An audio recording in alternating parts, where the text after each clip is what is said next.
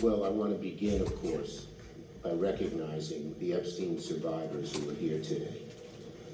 Virginia Giuffre's family, who traveled here because they believe, as I do, that what happened to Virginia and to all the victims here today and throughout the world must finally lead to change.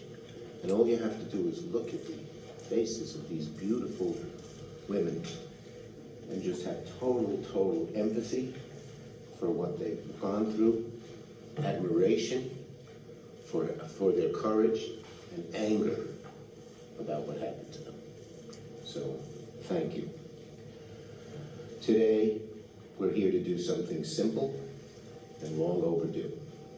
Today, I'm introducing Virginia's law, legislation to end statute of limitation barriers that have kept survivors of sexual violence from justice far too long, and to create new legal avenues to pursue justice. Because justice should not expire.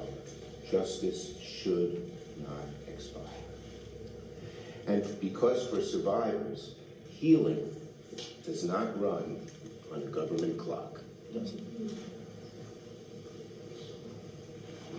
I'm also so proud to be joined by Congresswoman Teresa Leger Fernandez, not just chairwoman of the Democratic Women's Caucus, but she's always been a fierce advocate for survivors and a partner in this fight.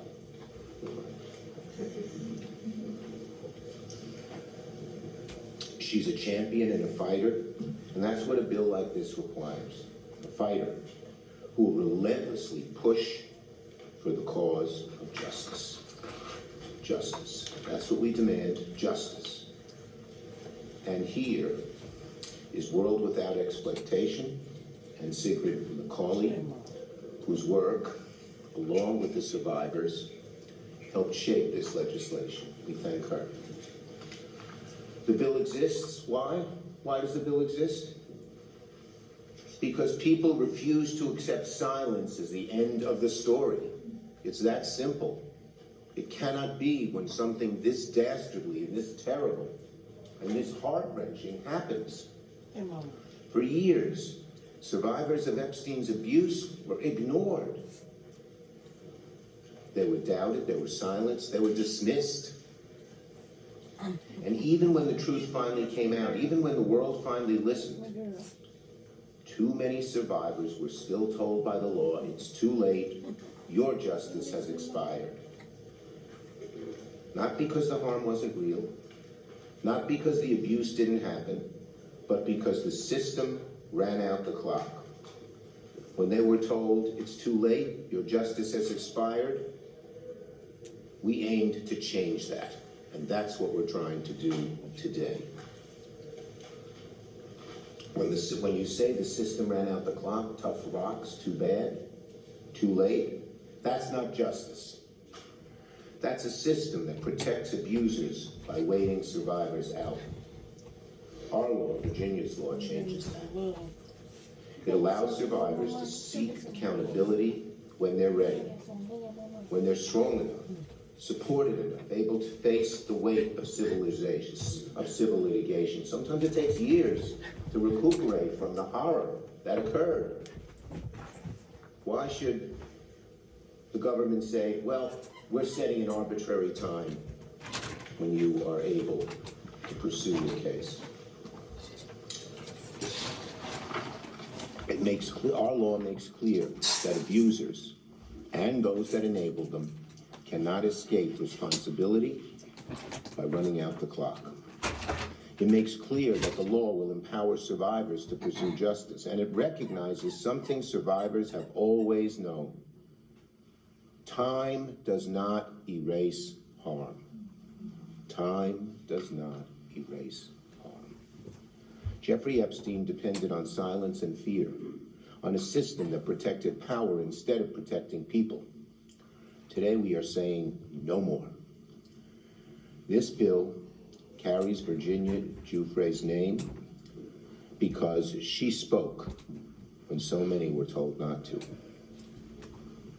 And because her story and the story of the survivors standing here today, and we salute you again, all of you, for your courage. These nice faces, it shouldn't have happened to you. It shouldn't have happened to you. So, no survivor should ever be told again that the law failed them and that time mattered more than truth. The survivors of Jeffrey Epstein have waited long enough. Virginia waited long enough. The time for justice is now, and Congress must act. So now let me call on our great leader in the House, Representative Teresa Leger Fernandez. Where'd you go?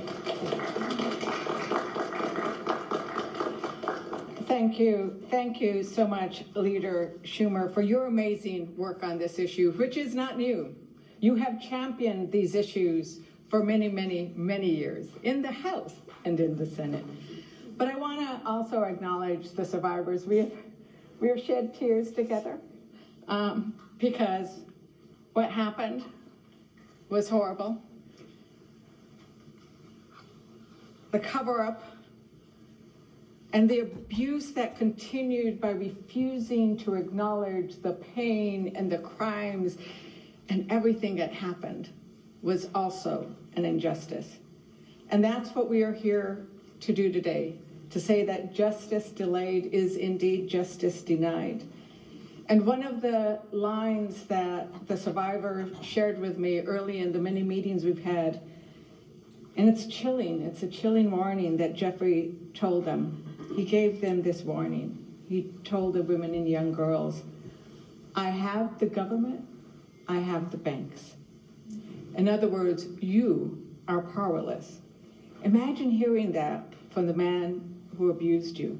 Imagine being a young girl, a young woman already traumatized and being told that the system, the government, the institutions, the courts, the powerful are on his side. That he and those to whom you were trafficked are untouchable. That the world is made up of the powerful who are above the law, above reproach, and you are disposable as a mere object of sexual use and abuse. And for too long, those sexual predators have been protected by their wealth and power. And now, with the help of Donald Trump and Pam Bondi, the pedophiles and sexual predators are being protected by our government. But today, we're one step closer to proving Epstein wrong. But this bill is bigger than Epstein. It's bigger than the abuse that the victims endured. It takes years for victims of abuse to feel safe enough to come forward, and time should never be a weapon in the abuser's arsenal. Virginia's law eliminates the statute of limitations for key federal civil claims brought by survivors of trafficking and sexual exploitation. It includes a look-back window, so survivors who were previously barred, who were told, no, you do not have access to the courtroom, so they have time to now go back and seek justice. And it clarifies that traffickers cannot escape accountability by committing abuses in another jurisdiction. You don't get to escape prosecution by simply putting predators and victims on a plane to a private island, or a mansion in Florida, or a ranch in New Mexico. Because justice should not depend on a calendar.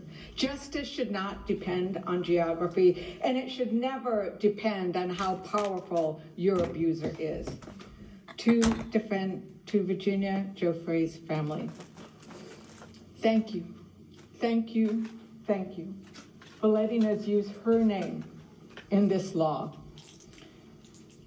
It's her courage that we are honoring today with Virginia's law.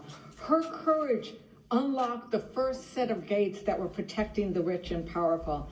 This bill will unlock the doors to the courthouse for the survivors. And to every Epstein co-conspirator and sexual predator, we're coming for you.